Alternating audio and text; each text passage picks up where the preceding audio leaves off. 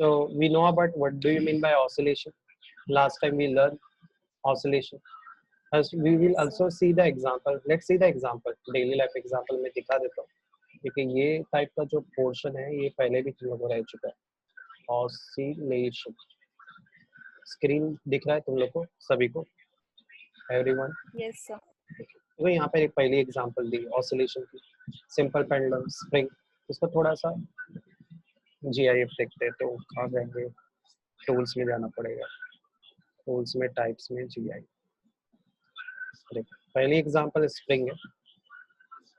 I hope तुम लोगों को दिख रहा होगा स्प्रिंग का एग्जांपल, है ना? तो स्प्रिंग में भी क्या हो रहा है? एक रिपीटेटिव मोशन हो रहा है कि नहीं? Down then up again then repeated down extreme position, फिर कंप्रेशन हुआ तो भी एक्सट्रीम पोजीशन, फिर लूज हुआ. इसके बिटवीन में ही अपना कौन सा पोजीशन है? Main position. एक और एग्जांपल देखते हैं. झूला झुलाना क्या एग्जांपल है? ये भी तो ऑसिलेशन ही है ना. झूला देखो ना, राइट एंड लेफ्ट रिपीट हो रहा है. तो इस तरह के रिपीटेटिव मोशन को क्या बोलते हैं? क्या what we are calling that this repetitive type motion, to and fro motion, है ना? अबाउट इट्स मेन पोजीशन कौन सा होगा? जहां से वो बंदा बैठा है ना, that place is called the main position. See यहाँ पे बहुत सारे एग्जांपल है. ये भी एक एग्जांपल देख लेते हैं. आई होप समझ में आ रहा होगा तुम लोग को. ये सारे एग्जांपल में आप लोग देख सकते हो रिपीटेटिव मोशन पास हो रहा है. तो ये तो अपने स्टूडेंट के लिए बेस्ट एग्जांपल है,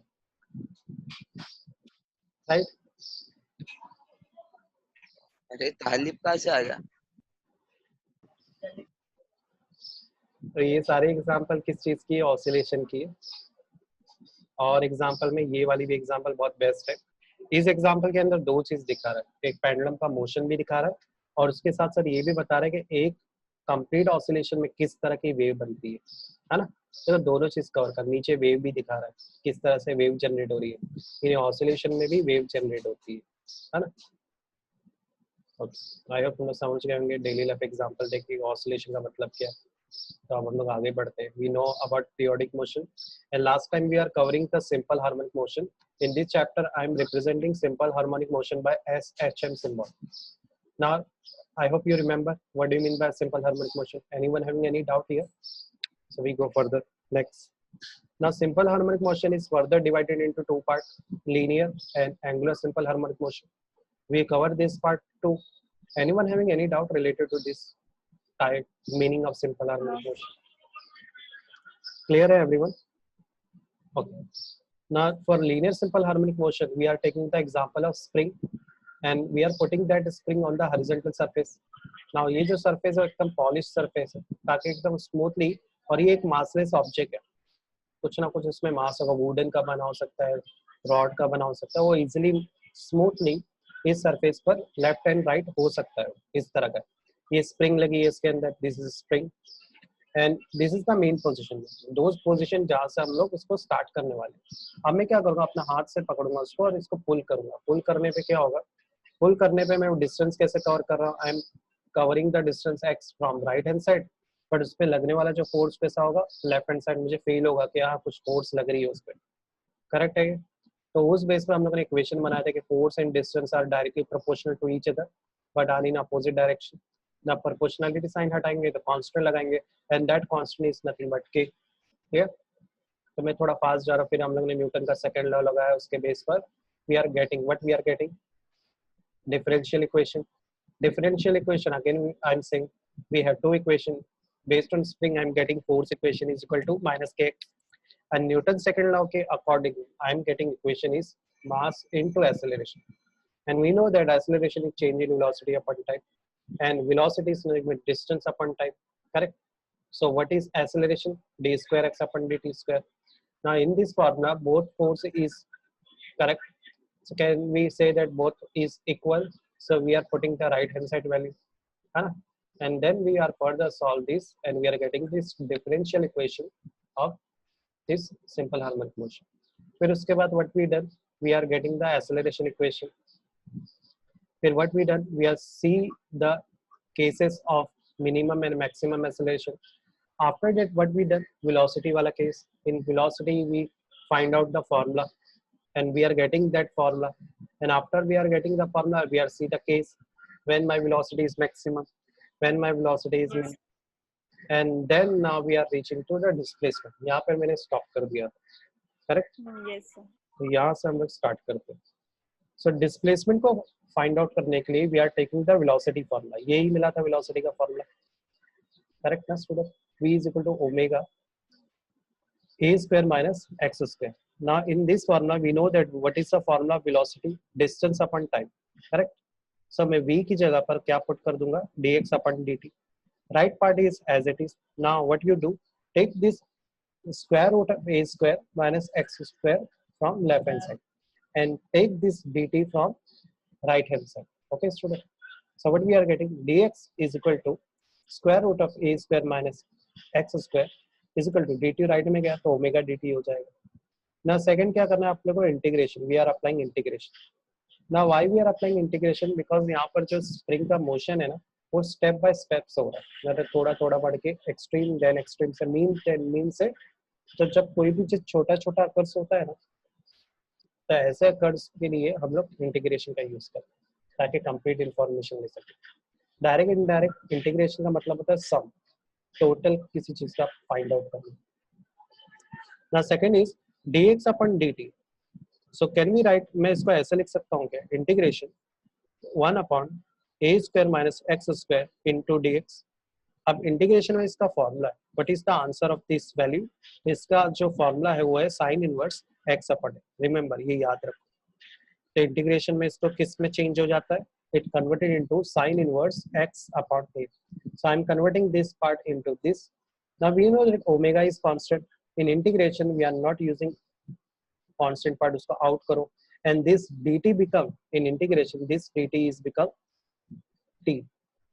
ये प्लस c कहाँ से आया था, प्लस अल्फा कहाँ से, alpha is represent the integration constant. Okay, now this is sin inverse. Take this sin inverse from right hand side. We know that sin inverse का मतलब क्या होता है, 1 upon sin. If I'm taking this 1 upon sin into right hand side, it become up, so it becomes sin omega t plus alpha. Now take this a from right hand side. So what we are getting, the equation x is equal to a sin omega t plus alpha. किसी को कोई doubt है, any step, understand, any everyone? Sir sine वाला part वापस समझाइए ना. Which part? हाँ This sir, part. वही This part. Yes, sir. Okay. In Yes. this part, we know that sin inverse का actually मतलब क्या होता है? What is the meaning of sin inverse? 1 upon sin, correct? तो actually यहाँ पर क्या है हमारे, इधर पे मेरे पास 1 upon sin है ना, x upon a is equal to omega t plus alpha, ऐसा लिखा हुआ है, करेक्ट. हमें क्या करूँगा, साइन को राइट साइड ले लूंगा, तो ये हो जाएगा x upon a is equal to sin omega t plus alpha. Understood कैसे हुआ? Yes, sir. और ये कैसे आया साइन इनवर्स, तो ये इंटीग्रेशन का फॉर्मूला है. इसकी जो वैल्यू है ना वो साइन इनवर्स है, देखो मैंने यहाँ पे बता दिया. तो आप लोगों को ये याद करना पड़ेगा, इसमें आप कुछ नहीं कर सकते. तो जब मैथ्स करोगे ना तो ये फॉर्मूले का इन्फॉर्मेशन आपको मिल जाएगा. एनीथिंग एल्स, कोई को और डाउट है कुछ? तो यहाँ पे हम लोग को डिस्प्लेसमेंट का फॉर्मूला मिल गया. अब हम लोग इस फॉर्मूले के बेस पे देखेंगे कि मेरा डिस्प्लेसमेंट कम मैक्सिमम होगा कम मिनिमम होगा, वो फाइंड आउट करते हैं. स्टेप बाय स्टेप जाते हैं. फर्स्ट केस में क्या देखते हैं, मान लो मेरा जो डिस्प्लेसमेंट है वो मेन पोजीशन पे, मान लो ये है मेरा, इधर पे स्प्रिंग ऐसा घूम रहा है, तो ये मेन पोजीशन O है, ये मेरी एक्सट्रीम पोजीशन. तो वो डिस्टेंस कब कवर होगा, जब मेरा ऑब्जेक्ट एक्सट्रीम पोजीशन पे होगा. मेन पोजीशन में कोई डिस्टेंस कवर होता है क्या, नहीं. तो मेन पोजीशन में डिस्टेंस क्या होगा, 0, क्योंकि मेन पोजीशन वो पोजीशन होती है जहाँ पर my object is at rest, initial position होता है, बताया था ना. तो जाहिर बात है टाइम भी क्या रहेगा वहाँ पे, टाइम इज 0. सो ये जो वैल्यू है, okay, we are putting here this t, I am putting here, x की जगह पर x का वैल्यू रखूंगा, तो this x become 0 and this t becomes 0. If this t is become 0, the whole part becomes 0, omega t भी 0 हो जाएगा.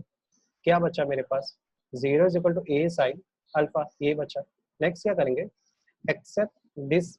अच्छा, a को भी लेफ्ट साइड ले लो, तो अगर मैं a को 0 से डिवाइड करता हूँ तो आंसर 0 ही आएगा. तो साइन अल्फा क्या आ रहा है, 0. अब मुझे ये देखना है कि साइन की वैल्यू 0 कब आती है, जब वो 0 डिग्री में होता है, करेक्ट ना. तो साइन की वैल्यू 0 कब आती है, जब वो 0 डिग्री में होता है. तो यानी यहाँ पर अल्फा किसको रिप्रेजेंट कर रहा है, थीटा को. तो जब थीटा की वैल्यू 0 होगी तो साइन अल्फा क्या होता है 0. So can I write this sine alpha equal to 0 by alpha equal to 0. Of course ना, मतलब तो वही हो गया. साइन अल्फा का वैल्यू कब आएगा 0? When the theta value is 0 degree Celsius और 0. Okay, now I am getting here the alpha value. What I am getting here? Alpha value. अब ये alpha का value, only this alpha value. Again put this equation.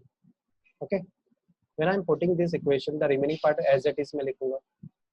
And this alpha की जगह में what I am writing? 0. Understood? So what I am getting? X is equal to a sin omega t. ये है equation कहाँ की? At mean position के distance की. अगर mean position का distance find करना है, so we are using this equation. Okay, student. Now let's see the extreme position distance. कैसे find out करेंगे? Now first thing we already know. पहले वो equation लिखते हैं. Equation क्या मिली है? X equal to a sin omega t plus alpha. We are getting this equation. Now in extreme position, suppose my object is start. Suppose उसको pull कर लिया है object को. Now they are not in mean position. Now they are in extreme position. ठीक है? वो start ही यहाँ से हुआ है, तो at that time time is 0, but the distance is not 0. Distance कुछ ना कुछ होगा, तो टाइम इज 0 है क्योंकि हम लोग एक्सट्रीम पोजीशन से ही उस ऑब्जेक्ट को स्टार्ट करने वाले. और डिस्टेंस क्या रहेगा? We know that the distance is represent the amplitude, so distance and amplitude both are equal. Correct. अब मुझे ये नहीं पता कि वो लेफ्ट साइड में है या राइट साइड के एक्सट्रीम पोजिशन पे, so I am writing like this plus minus a. लिख सकते हैं ना. Now what we are doing, we are putting same. x की वैल्यू मुझे क्या मिली? a. बाकी a तो पहले से ही है, बाकी ये पार्ट पे एज इट इज है. टाइम क्या है मेरे पास? 0. So this whole remaining part become 0. तो what we are I am getting, this a and this a is cancel. Correct. Divide हो जाएगा तो प्लस माइनस 1 आएगा साइन अल्फा. ना तो क्वेश्चन इज साइन का वैल्यू प्लस या माइनस 1 कब आता है? साइन 90 का वैल्यू क्या है? किसी को पता है साइन 90 का वैल्यू? एनीवन? साइन 90 का वैल्यू होता है 1. करेक्ट. 90. अब इसको we are converted into radian.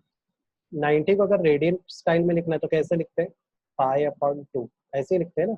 इसका मतलब भी वही होता है ना 90, बिकॉज पाई मतलब क्या है? 180, और 2 का मतलब क्या होता है? 2 से डिवाइड करेंगे तो क्या आएगा? 90. अंडरस्टूड. तो इसको ऐसे अगर तुम लिखते हो तो that is called radian style, और इसको ऐसे लिखते हैं 90 डिग्री, इसको बोलते हैं डिग्री स्टाइल. आई होप ये 11th क्लास में तुम लोग कर चुके हो. करेक्ट. तो मुझे ये पता चल गया कि जब मेरा थीटा का वैल्यू π/2 रहेगा या 3π/2 रहेगा, तब मुझे मेरे साइन की वैल्यू या तो +1 मिलेगी या तो -1 मिलेगी. क्लियर. तो मैं क्या करूँगा, अब इस अल्फा की जगह पर again I am going to my same formula. अब मैं किसी को चेंज नहीं करूँगा, मैं सिर्फ अल्फा पे आ रहा हूँ. अल्फा पे या तो मैं π/2 लिख दूंगा या तो 3π/2. So see what I am writing here, π/2. समझा स्टूडेंट? तो एक्सट्रीम पोजीशन होगा तो which equation I am using? This equation. इसको फर्दर भी सॉल्व कर सकते हैं. दिस इज 90, तो ओमेगा टी प्लस 90 का एक फॉर्मूला होता है. क्या आएगा इसका answer? Omega T plus 90 it become a cos omega T. अभी वो मैथ्स के टीचर से मैंने पूछा था तो उन्होंने बोली हाँ ये कन्वर्जन होता है. थीटा प्लस 90 रहेगा और साइन लगाए तो वो क्या है? ऑड नंबर है, इवन नंबर है, उस बेस पे वो कॉस में भी कन्वर्ट हो सकता है. Okay. So what I'm getting the final answer, x is equal to a cos omega t. That means अगर spring are there in extreme position, we are using this formula. When the spring at mean position, we are using sin omega t formula. Okay, student, clear है ये? Anyone having any doubt regarding this place? We see one more case, maximum and minimum displacement. So we have formula x is equal to a sin omega t plus alpha. Correct. At mean position, we know that at mean position time is 0 and the angle is also 0. Here mean position में कुछ angle ही नहीं बना. If I'm putting this whole value here, what I'm getting the answer? अगर ये पूरा bracket 0 है, चाहे बाहर कुछ भी हो, multiply by 0 करोगे तो whole part becomes 0. तो extreme mean position में मेरा distance क्या होता है? 0 होता है. अगर 0 है that means my distance is minimum.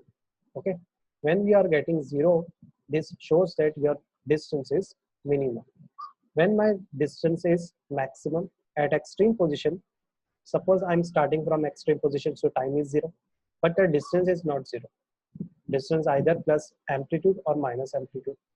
We know that the angle of plus a और माइनस ए एक्सट्रीम पोजीशन में हम लोग ने इसको सॉल्व किया था तो कुछ 1 आता है ना आंसर बैकवर्ड में।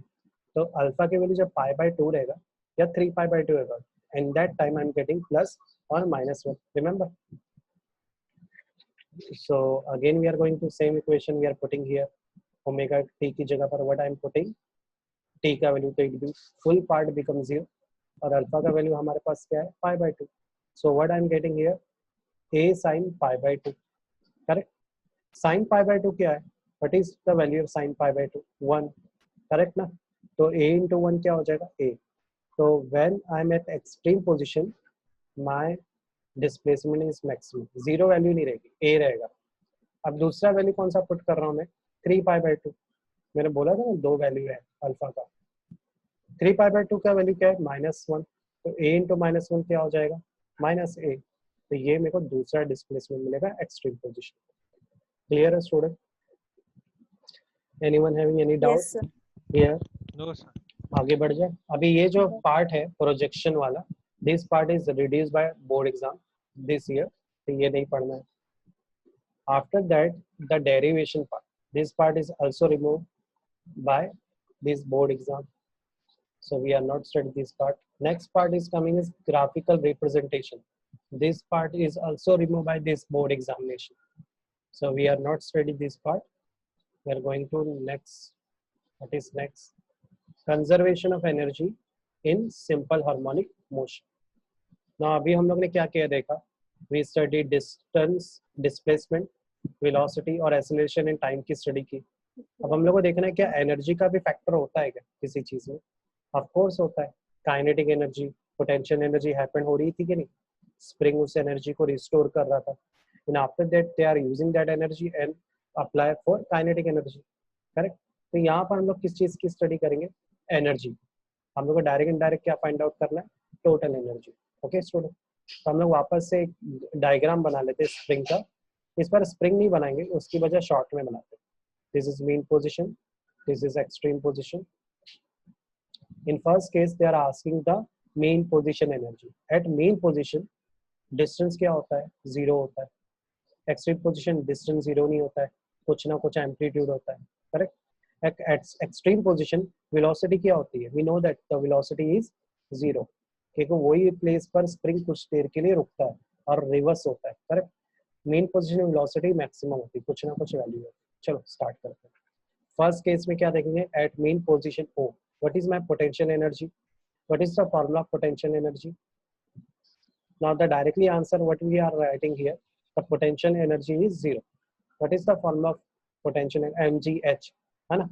Here h is represent the distance at mean position, the spring not cover any distance, that is why we are supposing the distance is 0. In that case can we say that the potential energy is also 0?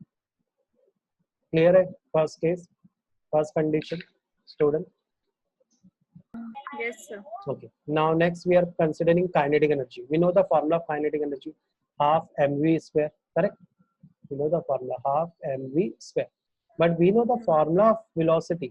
Velocity का formula क्या था, कुछ याद आ रहा है? v is equal to omega square root of a square minus x square, यही था ना formula। so अगर मैं यहाँ पे v square पुट करता हूँ तो उस बेस पे फॉर्मूले में थोड़ा चेंज आएगा, ये स्क्वायर रूट हट जाएगा, करेक्ट। तो देखो मैंने यहाँ पर वेलोसिटी की वैल्यू पुट किया है, omega square a square minus x square, ठीक है। नेक्स्ट मुझे पहले से ही पता है मेन पोजीशन पे जो डिस्टेंस होता है वो 0 होता है, तो जब मैं यहाँ पर 0 वैल्यू पुट करूंगा what I am getting, half m omega square a square, correct. Second चीज मेरे को एक और चीज पता है, के अपॉन एम का वैल्यू क्या था, k upon m is nothing but omega, correct, square root of k upon m. तो ये स्क्वायर रूट को इधर ले लूंगा तो ये हो जाएगा के अपॉन एम।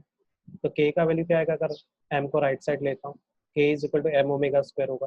तो तुम लोग यहाँ पे एम ओमेगा स्क्वायर दिख रहा है क्या इस इक्वेशन में, तो इसकी जगह मैं के ले सकता हूँ क्या, ऑफ कोर्स ले सकता हूँ, तो इट बिकम के ए स्क्वायर।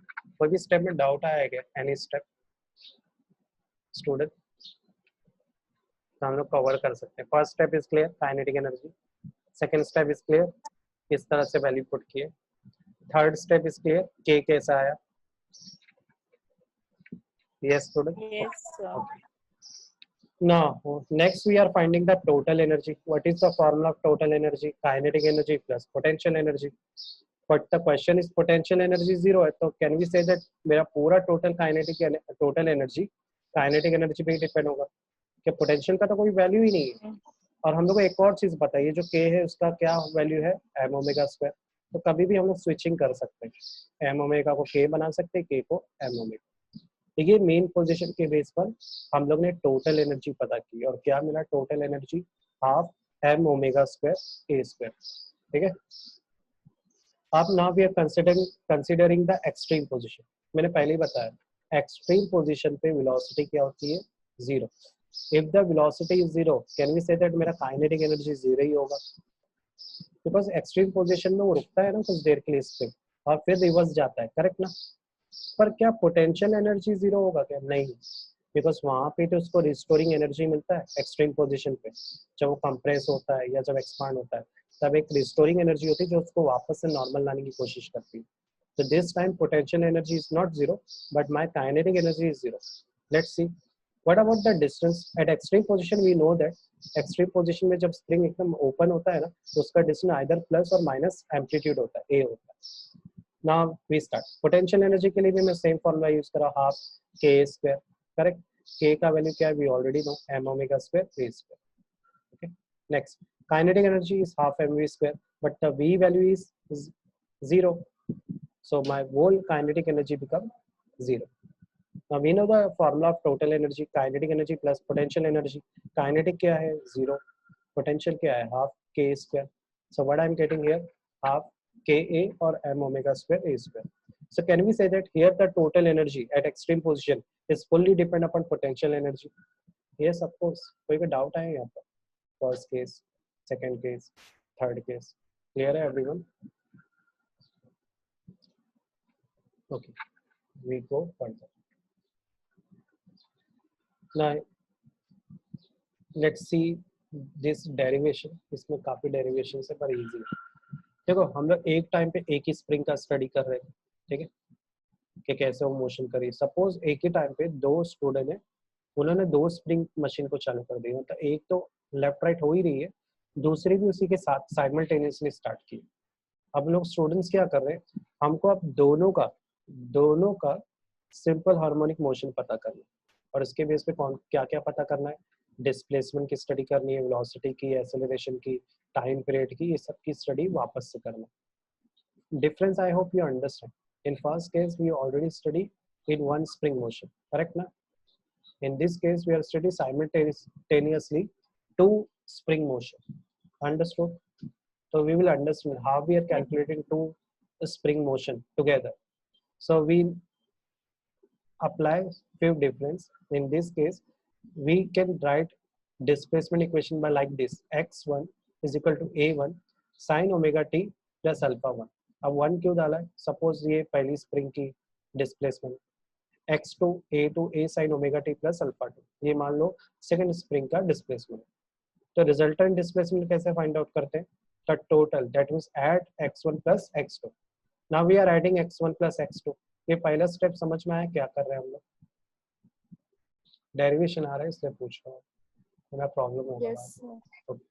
ना x1 का value, what is the x1 value? a1 sin omega t plus alpha 1. What is the value of x2? a2 sin omega t plus alpha 2. Correct. a1 को भूल जाओ, इसको ध्यान मत दो. अगर मैं इसको ध्यान ना दूं तो मान लो ओमेगा टी क्या है मेरा? c है और अल्फा 1 क्या है मेरा? d है. तो ये एकदम sine a plus sine c plus d वाला फॉर्मूला नहीं दिख रहा है, कुछ लुक नहीं ला रहा है. मैथ्स में तो मैं पढ़ चुके. मान लो ये a है, मान लो ये b है, तो ये साइन a प्लस b जैसा नहीं लग रहा है दिस पार्ट? हाँ स्टूडेंट. सर आपकी आवाज नहीं आ रही है बराबर से. आवाज नहीं आ रही? अभी आ रही है आवाज? Now clear my voice? Yes, sir. Yes, sir. So this part is become my 1 minute. This part suppose my a, this part is my b. तो ये कुछ ऐसा नहीं दिख रहा है sin a plus b जैसा? ये पार्ट भी बिल्कुल वैसे नहीं दिख रहा है sin a plus b. So can we apply this formula? First we see what is the formula sin a plus b.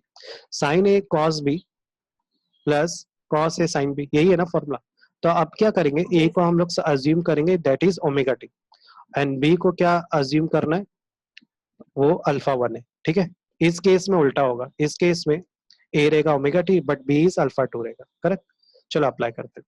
A1 को मैंने कुछ भी नहीं किया, A1 को मैंने आउट रखा है, ऐसा ब्रैकेट बना दो, अगर तुम लोग को कंफ्यूजन हो रहा है ना, इधर भी एक ब्रैकेट बना दो। अब आई होप समझ में आ रहा है। तो A1 एज इट इज है, तो ये बन जाएगा sine omega T cos alpha 1 cos omega T sine alpha 1। समझ में आया तुम लोग को कैसे हुआ ये। Next A2 Yes. Sine omega T cos alpha 2 cos omega T sine alpha 2। Clear है ये यहाँ तक का स्टेप। तो हम लोग आगे के स्टेप पे आते हैं। अब मैं क्या करता हूँ, देखो ऊपर भी साइन ओमेगा टी है, नीचे भी साइन ओमेगा टी है, तो मैं साइन ओमेगा टी कॉमन ले सकता हूँ कि नहीं इन दोनों केस में। बिल्कुल इसी तरह से मैं यहाँ पे कॉस ओमेगा टी कॉमन ले सकता हूँ कि नहीं, ले सकता हूँ ना। If I am taking this sine omega T from this pair, इस पेयर में से मैं साइन ओमेगा टी कॉमन ले लेता हूँ। अगर मैं कॉमन ले लेता हूँ तो ये A1 अंदर आएगा, तो can we write like this A1 cos alpha 1।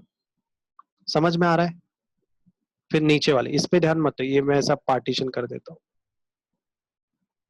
A2 cos alpha 2, समझा कैसे हुआ, ब्रैकेट क्लोज। सर ये नहीं समझा।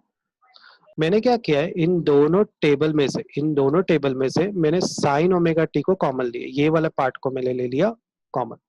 If I am taking this part common, what is the uncommon part, हम ब्रैकेट में लिखते हैं ना वो, तो मैंने ऐसा ब्रैकेट बनाया, A1 cos अल्फा 1 लिखा, दूसरे में से A2 और cos अल्फा 2 लिखा, क्योंकि मैंने इसी पार्ट में से कॉमन निकाला था ना साइन ओमेगा टी। समझा अभी कि स्टिल डाउट आ रहा है, हाँ ये क्योंकि थोड़ा सा ट्रिकी जाता है, इसलिए मैंने जानबूझ के इसको ऐसे लिखा है, ऊपर और नीचे लिखा है ताकि मैं समझा सकूं। बिल्कुल इसी तरह से अगर मैं इसमें cos ओमेगा टी कॉमन लेता हूं, अगर मैं cos ओमेगा टी कॉमन लेता हूं, देखो ले लिया मैंने, तो A1 साइन अल्फा 1 आएगा और नीचे से आएगा A2 साइन अल्फा 2। समझ में आया। yes जैसे sir. पहले वाले को किया है वैसे इसको किया, तो इसी तरह से लिखना, जब तुम लोग भी लिखोगे ना तो तुम लोग को डाउट नहीं आएगा इसमें। चलो ये लेने के बाद अब यहाँ पे कंसिडरेशन करना है, क्या बोला है, let us assume that this bracket part A1 cos alpha 1 A2 cos alpha 2 is R cos delta, and assume this A1 sin alpha part and A2 sin alpha part is R sin delta। तो अब क्या करना है, सिर्फ ये assume किया है ना, अब क्या करेंगे, इस ब्रैकेट की जगह पे मैं R cos delta लिख दूंगा and this bracket I am replacing by R sin delta। Clear. See we are writing like this, तो मेरी इक्वेशन अब कैसे छोटी हो गई, देखो साइन ओमेगा टी पहले से ही था and this bracket is converted into R cos delta, cos omega t is as it is and this bracket is converted into R sin delta। ना ये छोटा नहीं हो गया, दोनों पार्ट में R कॉमन है, correct. So take R outside, so what is the inside part, sin omega t cos delta cos omega t sin delta। ये बिल्कुल ये फॉर्मूला जैसा नहीं लग रहा है, sin A cos B cos A sin B, है ना, वैसे ही है ना। तो इसको उल्टा भी तो जा सकते, can we write like this sin omega t plus delta, sin omega t plus delta, ये A plus B जैसा ही नहीं हो गया। तो what I am getting the final answer of resultant displacement of two simple harmonic motion r x equal to r sin omega t plus delta। clear है derivations everyone। Sir ये last वाला part समझाइए ना। कौन सा वाला, ये वाला कि ये वाला, सर ये लास्ट वाला एकदम। ये वाला समझा ना, इसके ये बाद स्टेप्स नीचे वाला सेकंड yes लास्ट। sir. इसमें ये देखो बिल्कुल ऐसा नहीं दिख रहा है, sign A cos B plus cos A sine B, ऐसे ही दिख रहा है ना। तो ये तो फॉर्मूला है ना साइन ए प्लस बी का, ये मैंने किया है, बोला ये बिल्कुल फॉर्मूला जैसा दिख रहा है, तो मैं इसको ऐसे लिख सकता हूँ क्या, साइन ए प्लस बी। अंडरस्टूड। अच्छा हाँ ठीक है। वो किया है हम लोग ने, पहले भी यूज किया है हम लोग। ठीक है, तो यहाँ पे डिस्प्लेसमेंट का फॉर्मूला बना है दो सिंपल हार्मोनिक मोशन का। अब हम लोग ये जो डिस्टेंस के बेस पे हुआ, अब एम्पलीट्यूड बेस पे भी फॉर्मूला बनाना है। तो एम्पलीट्यूड बेस पे फॉर्मूला बनाना है ना, अब हम लोग यही यूज करेंगे, ये जो हम लोग ने कंसिडर किया है ना, कहाँ पर है, ये देखो ये वाला part. Now we are using this assumption part, इसी को यूज कर करके हम लोग आगे के सब पार्ट को सॉल्व करके, अभी क्या करना है आगे के लिए, तो तुम लोग को देखो नीचे दिख रहा है, इन दोनों पार्ट को ऐड करना है और ऐड के बाद बस साथ साथ दोनों पे स्क्वायर भी अप्लाई करना है। ठीक है, तो देखो वही चीज की है नीचे, देखो वो R square sine square delta मतलब मैंने स्क्वायर भी अप्लाई किया और ऐड भी किया। अगर मैं राइट साइड पार्ट को ऐड कर सकता हूँ और स्क्वायर करूंगा तो लेफ्ट साइड के पार्ट में भी स्क्वायर और एडिशन होगा। चलो देखते हैं वो हो रहा है कि नहीं। देखो हो गया है ना, राइट साइड पार्ट में भी स्क्वायर आ गया, मैंने कॉमन स्क्वायर लगाया और देखो एडिशन भी हुआ है ना। समझा यहाँ तक? Yes sir. Okay, now take common R square. If I am taking R square common, क्या बचेगा? Sine square delta plus cos square delta. ये बिल्कुल साइन स्क्वायर थीटा का प्लस कॉस स्क्वायर थीटा का फॉर्मूला नहीं है? क्या है value? Sine square theta plus cos square theta 1। तो क्या बचेगा लेफ्ट साइड? सिर्फ आर स्क्वायर बचेगा। समझा ना ये वाला पार्ट? 10 क्लास में तुम लोग ये फॉर्मूला पढ़ चुके हो, sign square theta plus cos square theta का वैल्यू क्या होता है? 1 होता है। अब आते हैं राइट हैंड साइड में। राइट हैंड साइड में अगर इसको केयरफुली ऑब्जर्व करो तो मान लो ये ए है और ये मान लो बी है, तो ये ए प्लस बी होल स्क्वायर का फॉर्मूला नहीं दिख रहा है क्या? Yes sir. तो हम लोग ने क्या कंसिडर किया? A1 साइन अल्फा 1 मेरा ए है, A2 साइन अल्फा 2 मेरा क्या है? बी है। तो मैं a plus b whole square का फॉर्मूला अप्लाई करूंगा। What is the formula of a plus b whole square? a square plus 2ab plus b square, correct? Similarly we are using that formula here too. तो ये जो part है हम लोग next lecture में देखेंगे, that means tomorrow. Okay student, how we are getting this derivations. तुम लोग को ट्राई करना है, तुम लोग कर सकते हो टेक्स्ट बुक में देख के। ठीक है, यहाँ तक किसी को कोई डाउट आया? आप part is important part. Anyone having any doubt? No okay, no sir. For study for this test exam use that coil app जो मैंने तुम लोग को बताया है। ठीक है, कोइल ऐप, स्पेलिंग याद रखो, कोइल QUIL। उसमें एक ही चैप्टर तुम लोग को फुल एक्सेस मिलेगा। ठीक है, फॉर मैथ्स एंड फिजिक्स। हाँ, बाकी सब्जेक्ट का मुझे नहीं आइडिया, उसके लिए भी यूज कर सकते हो। एक चैप्टर फ्री है हर एक सब्जेक्ट का। इवन कोई इको वाला स्टूडेंट है तो उसको भी एक चैप्टर फ्री मिलेगा, स्टार्टिंग वाला। ठीक है, बाकी चैप्टर फ्री नहीं है उसमें। Anything else? कुछ और डिस्कशन किसी को करना है? कोई डाउट रिगार्डिंग टेस्ट?